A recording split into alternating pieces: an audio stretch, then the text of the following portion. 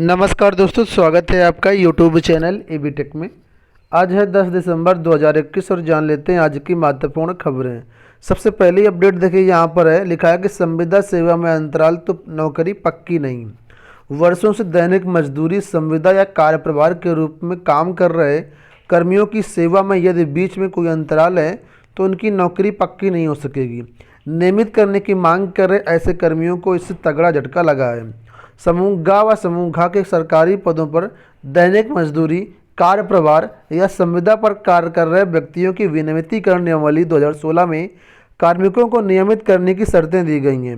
इसमें प्रावधान है कि उसी कर्मी के विनियमितीकरण पर विचार होगा जो सरकारी विभाग में 31 दिसंबर 2001 को या इससे पूर्व दैनिक मजदूरी, कार्यप्रभार या संविदा पर कार्यरत और इस नियमावली के प्रारंभ के दिनांक को उसी रूप में कार्यरत हो। इसमें निरंतर शब्द शामिल नहीं था। ऐसे में किसी वजह से सेवा में कुछ दिनों का अंतराल भी हुआ तो वो भी नियमित हो सकते थे। इसका लाभ कर्मचारी के हिस्से में आता था। वहीं कर्मचारी संगठन संविदा, कार्यप्रभारित व दैनिक आधार पर कार्यरत कार्मिकों को नियमित करने की मांग कर रहे हैं। तो कुल मिलाकर के यहाँ पर स्पष्टीकरण दिया गया नियमावली का हवाला देते हुए कि अगर कोई भी आपका ब्रेक है नौकरी में तो फिर आपकी जो नौकरी वो पक्की नहीं होगी। बात कर लेते हैं जीआईसी के रिजल्ट को लेकर। कल इसका जो रिजल्ट है वो जारी कर दिया। प्रारंभिक परीक्षा का पहली बार 16 विषयों की लिखित परीक्षा करवाई गई थी और पदों की संख्या देखें तो 1473 पद यहाँ पर थे और इसमें जो है रिजल्ट जारी कर दिया गया। जो भी अभ्यर्थी अपना रिजल्ट चेकआउट कर सकते हैं। प्रारंभिक परीक्षा में 15,046 अभ्यर्थियों का मुख्य परीक्षा के लिए क्वालिफाई किया गया है और यह परिणाम governmentjobcenter.com पर उपलब्ध है। इसमें अगर बात करें दोस्तों तो कुछ ऐसे विषय हैं जिनमें मानक से कम अभ्यर्थी सफल हो पाए हैं क्योंकि अभ्यर्थी क्वालिफाई ही नहीं कर पाए। देखिए यहाँ पर दिया गया कि प्रवक्ता जीआईसी की प्रारंभिक परीक्षा में मानक से कम अभ्यर्थियों को मुख्य परीक्षा के लिए सफल घोषित किया गया। पदों की संख्या के मुकाबले 13 गुना अभ्यर्थियों को प्रारंभिक परीक्षा में सफल घोषित किया जाना था, लेकिन इनमें 11 गुना भी सफल नहीं हो सके। आयोग के सचिव जगदीश का कहना है कि कुछ विषयों में न्यूनतम अर्हतांक प्राप्त न करने के कारण निर्धारित संख्या से कम अभ्यर्थी उत्तीर्ण घोषित किए गए हैं। तो कुल मिलाकर के भाई अब जीआईसी की मुख्य परीक्षा की आप लोग तैयारी करें जो भी इसमें क्वालिफाई हुए हैं। और यहाँ पर देखिए लिखा है कि जो इसकी मुख्य परीक्षा प्रस्तावित है वो 6 फरवरी 2022 को प्रस्तावित है और इसके लिए अभी ऑनलाइन आवेदन फिर से लिए जाएंगे मुख्य परीक्षा के लिए जो अभ्यर्थी क्वालिफाई हुए हैं। और ऑनलाइन आवेदन लेने के बाद फिर 6 फरवरी को आपकी मुख्य परीक्षा आयोग की तरफ से बताई गई एक एक्सपेक्टेड डेट है, कोई अभी फिक्स डेट ये नहीं है, ऐसा नोटिस में इनकी दिया गया है। कट ऑफ वगैरह के बारे में कोई भी जानकारी नहीं दी गई है। कट ऑफ का एक एक्सपेक्टेड वीडियो आज शाम तक चैनल पर उपलब्ध हो जाएगा तो उसको आप लोग देख करके एक अनुमान लगा सकते हैं कि आपकी जो कट ऑफ है किस विषय की कितनी गई है। यहाँ पर अपडेट है आपका सीबीएसई बोर्ड को लेकर के। लिखा कि 9वीं व 11वीं के ऑनलाइन पंजीकरण में गलती पर नहीं मिलेगा सुधार का मौका। केंद्रीय माध्यमिक शिक्षा बोर्ड की ओर से 9वीं व 11वीं के पंजीकरण के लिए प्रक्रिया 15 दिसंबर से शुरू होने जा रही है। स्कूलों को छात्रों के डाटा को सही ढंग से अपलोड करना होगा। यदि स्कूल की ओर से गलत जानकारी भरी जाती है तो ये जिम्मेदारी पूरी स्कूल की होगी। दरअसल बोर्ड ने इस साल से सुधार करने की विंडो बंद कर दिया है। ऐसे में सही ब्यौरा देना पूरी तरह से स्कूल की जिम्मेदारी होगी। एक बार डाटा जमा होने पर बदला नहीं जा पाएगा। तो 15 दिसंबर से लेकर के 30 दिसंबर तक आपकी ये प्रक्रिया चलेगी सीबीएसई स्कूलों के लिए।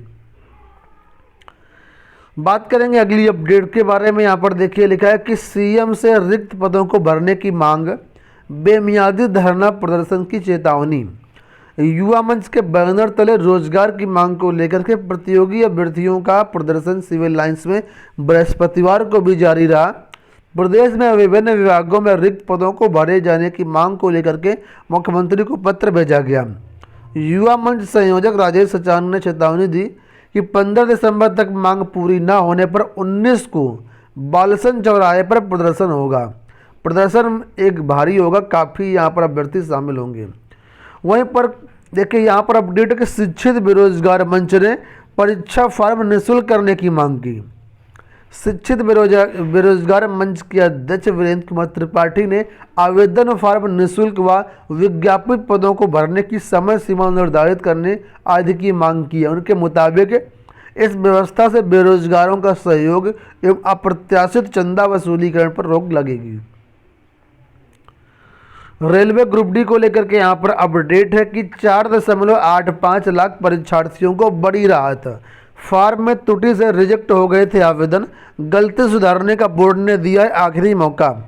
15 से आप लोग इसमें गलतियां सुधार सकते हैं जो भी रेलवे भर्ती की अभ्यर्थी हैं। 4,85,000 फॉर्म अब आयोग ने इनके निरस्त कर दिए थे, तो एक बार फिर से इनको मौका दिया जा रहा है। फोटो साइन में अगर कोई त्रुटि है तो 15 दिसंबर से आप लोग वेबसाइट के माध्यम से अपनी त्रुटि सुधार सकते हैं और परीक्षा में शामिल हो सकते हैं। रेलवे ने जो ग्रुप डी की परीक्षाओं की डेट है वो जारी कर दी है। 23 फरवरी से आपकी परीक्षाएं यहाँ पर शुरू करने के लिए रेलवे ने बात कही है। आपको बता दें इन भर्तियों के लिए करीब करीब पूरे देश भर से 1,15,00,000 छात्रों ने यहाँ पर फॉर्म भरे थे, जिसमें से लगभग 4,85,000 फॉर्म रिजेक्ट कर दिए गए थे। तो इनको अंतिम मौका यहाँ पर दिया जा रहा है। ऑनलाइन मोड से परीक्षा होगी आपकी, और इसकी पूरी टेस्ट सीरीज हमारे ऐप में एबीटेक ऑनलाइन टेस्ट सीरीज पर अवेलेबल है। अगर आप इंटरेस्टेड हैं, अपनी तैयारी अच्छी करना चाहते हैं, तो वहां से जाकर के टेस्ट सीरीज के माध्यम से आप लोग कर सकते हैं। डिस्क्रिप्शन बॉक्स में ऐप का लिंक दिया गया है। बात करेंगे इलाहाबाद हाईकोर्ट की समीक्षा अधिकारी भर्ती के बारे में। तो इसकी जो भर्ती है आज से परीक्षा शुरू हो रही है। इलाहाबाद हाईकोर्ट में समीक्षा अधिकारी सहित विभिन्न पदों पर भर्ती के शुक्रवार से परीक्षा होने जा रही है। परीक्षा के लिए प्रदेश के 16 शहरों में सेंटर बनाए गए हैं। अभ्यर्थियों का प्रवेश पत्र भी हाईकोर्ट की वेबसाइट पर जारी कर दिया गया है। हाईकोर्ट 10 दिसंबर से समीक्षा अधिकारी के विभिन्न पदों पर भर्ती के लिए ऑनलाइन परीक्षा करवा रहा है। इसके लिए उसने जिन शहरों में परीक्षा आयोजित की जा रही है उसकी जानकारी भी अपनी वेबसाइट पर पहले ही जारी कर दी थी। परीक्षा जो है सुबह और शाम 2 पालियों में हो रही है।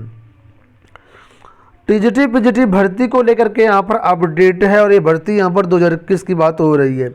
आप लोग जानते हैं टीजीटी और पीजीटी के सभी विषयों का कॉलेज अलॉटमेंट रिजल्ट जारी कर दिया है, लेकिन प्रवक्ता हिंदी का मामला फंस गया है।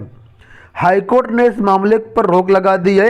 एक प्रश्न कहें या कहें एक उत्तर के कारण ये पूरी भर्ती प्रक्रिया फंस चुकी है। देखिए लिखा है कि उत्तर प्रदेश के शासकीय सहायता प्राप्त माध्यमिक विद्यालयों में चयनित हिंदी के 410 प्रवक्ताओं की तैनाती एक गलत जवाब के कारण फंस गई है। माध्यमिक शिक्षा सेवा चयन बोर्ड ने टीजीटी और पीजीटी दोनों की भर्तियों के लिए अगस्त में लिखित परीक्षा करवाई थी, और यहाँ पर एक सवाल पूछा गया था, एक दिन बोलेंगे पेड़ के लेखक कौन है मतलब, ठीक है। तो ये जो प्रश्न है इसको हाईकोर्ट में चैलेंज किया गया है, और चैलेंज करने वाले यहाँ पर जो है वो है सीमा गुप्ता एक अभ्यर्थी हैं जिन्होंने इस प्रश्न को लेकर के हाईकोर्ट में जो है चैलेंज किया हुआ है, और मामला यहाँ से फंस चुका है, ठीक है। इसी वजह से प्रतियोगी छात्र परेशान है। हिंदी की जो ज्वाइनिंग है वो फिलहाल ठप कर दी गई है चयन बोर्ड द्वारा। बात करेंगे अगली अपडेट के बारे में। यहाँ पर देखिए एक अपडेट और है, लिखा कार्बन कॉपी से निकला रुके परिणाम का रास्ता। प्रयागराज की अपडेट लिखा टीजीटी 2011 भर्ती में जीव विज्ञान विषय के अभ्यर्थियों के साथ बड़ी लापरवाही हुई। उत्तर प्रदेश माध्यमिक शिक्षा सेवा चयन बोर्ड में रखी ओएमआर सीट पानी से भीग जाने के कारण मूल्यांकन का संकट खड़ा हो गया। नतीजा ये हुआ कि उस भर्ती में अन्य विषयों की चयन प्रक्रिया पूरी हो गई और नियुक्त शिक्षक वेतन पा रहे हैं। इसके विपरीत जीव विज्ञान विषय के अभ्यर्थी 10 साल से परिणाम की प्रतीक्षा में मामले में गठित जांच समिति की रिपोर्ट के बाद कार्बन कॉपी से ओएमआर सीट का मिलान किया गया। अब परिणाम घोषित करने की तैयारी शुरू कर दी गई है। उत्तर प्रदेश माध्यमिक शिक्षा सेवा चयन बोर्ड ने टीजीटी 2011 में भर्ती विज्ञापन निकाल करके परीक्षा करवाई। केवल जीव विज्ञान के विषय का परिणाम न निकलने से नाराज अभ्यर्थियों ने धरना प्रदर्शन के साथ तत्कालीन मुख्यमंत्री और शासन का भी दरवाजा खटखटाया। कोई हल तो नहीं मिला, लेकिन गोपनीय ढंग से ये जरूर पता चला कि ओएमआर सीट पानी से भीग गई है। ओएमआर सीट को कर्मचारियों द्वारा गलती से अप्रयुक्त बंडल वाले कमरे में रख दिया गया था। इससे चिंतित चयन बोर्ड भी अभ्यर्थियों के पक्ष में राह खोजता रहा, और कुल मिलाकर के अब कार्बन कॉपी से जो है वो मिलान हुआ है, और अब कॉपी चेक हुई है, तो अब जीव विज्ञान का जो रिजल्ट यहाँ पर जारी होगा। तो मामला यहाँ पर टीजीटी बायोलॉजी 2011 का है। एक अभ्यर्थी की ओएमआर सीट जो है वो भीग गई थी पानी से, इस वजह से पूरी प्रक्रिया यहाँ पर दिया गया ठप रही है।